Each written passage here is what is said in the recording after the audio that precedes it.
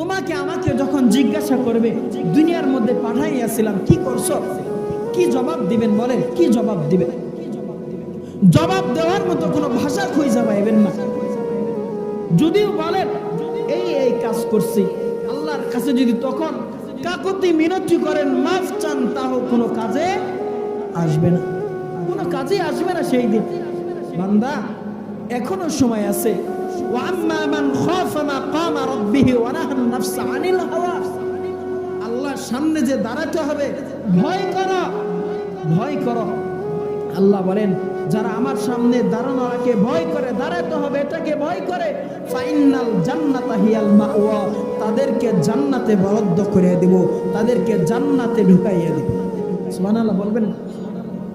কত মায়া করে আপনাকে আমাকে আল্লাহ, কত মহাব্বত করে। এত মায়া মহাব্বত দুনিয়ার মধ্যে আর কে কাউরে করে না বান্দা, আর কাউরে করে না, শুধু আপনাকে আমাকেই করে। দুনিয়া থেকে যে বিদায় হয়ে যাব, তারপরও আল্লাহ বলেন বান্দা এই দুনিয়া থেকে তুমি বিদায় হয়ে যাইবা, কুল্লু নাফসিন যায়কাতুল মাউত, প্রত্যেক প্রাণীকে মৃত্যুর স্বাদ গ্রহণ করতে হবে। এই দুনিয়া যে ধোঁকা এটাও জানাইয়া দেয়, ওয়ামা হায়াতুদ দুনিয়া ইল্লা মাতাউল গুরুর, এই দুনিয়া ধোঁকা ছাড়া আর কিছুই না, এই দুনিয়া ধোঁকা ছাড়া আর কিছুই না। এই যে আল্লাহ জানিয়ে দিলেন দুনিয়া ধোঁকা, ধোঁকা ছাড়া কিছুই না, জানি তারপরও আমরা মানি না, তাই না? মানি না, তারপরে এই দুনিয়া যে আপনাকে আমাকে ধোঁকাই ফালাইয়া রাখছে। আমরা যে দুনিয়ার পেছনে ছুটতেছি, দুনিয়ার পেছনে ছুটতেছি না আমরা? আওয়াজ দিয়ে বলেন, দুনিয়ার পেছনে ছুটতেছি না? এই যে দুনিয়ার পেছনে ছুটতেছি, এই দুনিয়া তো আপনার সাথে আমার সাথে গাদ্দারি করতেছে, ঠিক কিনা? দুনিয়া আপনাকে আমাকে রেখে পলায়ন করতেছে, আখিরাত সামনে আপনার দিয়ে অগ্রসর হইতেছে। কেমনে অগ্রসর হইতেছে?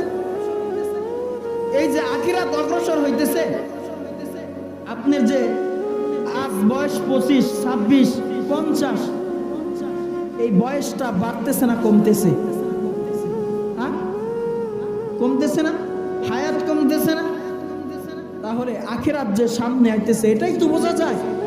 আমার দিন যাইতেছে, আখিরাত সামনে আসতেছে, আমার দিন যাইতেছে, দুনিয়া আমাকে ছেড়ে পলায়ন করতেছে।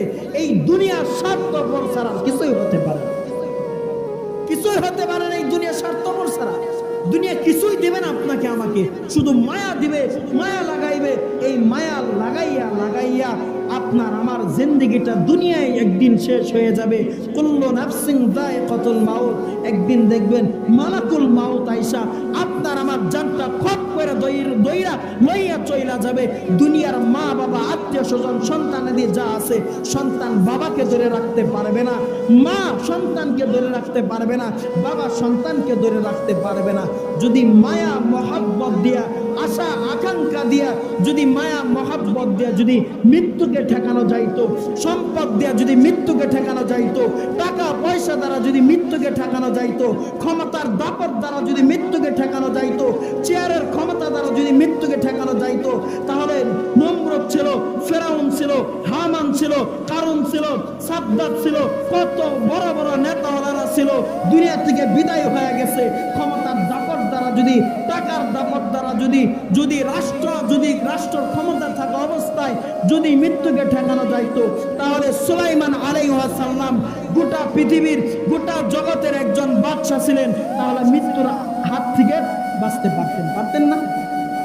উমর ইবনে খাত্তাব রাদিয়াল্লাহু তাআলা আনহু অর্ধজাহানের খলিফা ছিলেন, তিনিও মৃত্যুর হাত থেকে বাঁচতে পারতেন। মুসা আলাইহিস সালাম নবী ছিলেন, তিনিও পারতেন। ইব্রাহিম আলাইহিস সালাম নবী ছিলেন, তিনিও পারতেন। মুহাম্মদ সাল্লাল্লাহু আলাইহি ওয়াসাল্লাম নবী ছিলেন, তিনিও মৃত্যুর হাত থেকে বাঁচতে পারতেন। কিন্তু মৃত্যুর হাত থেকে বাঁচার ক্ষমতা কোনো মানুষকে দেওয়া হয় না। এটাই মনে রাখবেন, মৃত্যুর হাত থেকে বাঁচা যাবে না, মৃত্যুর হাত থেকে বাঁচা যাবে না।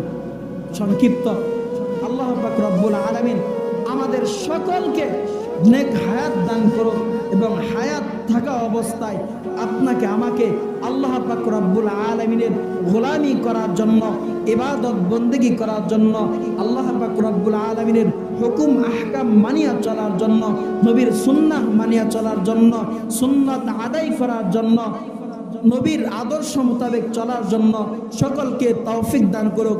সর্বপ্রথম আমাকে